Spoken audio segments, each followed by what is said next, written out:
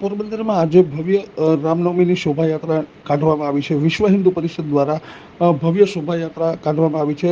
પોરબંદર શહેરના રાજમાર્ગો ઉપર આ શોભાયાત્રા નીકળી છે અને શોભાયાત્રામાં પેટા વિધાનસભાના ઉમેદવાર રાજુભાઈ વડોદરા તેમજ અન્ય કાર્યકર્તાઓ પણ આ શોભાયાત્રામાં જોડાયા હતા અને હાથતોરા કરી ભવ્ય સ્વાગત કરવામાં આવ્યું હતું.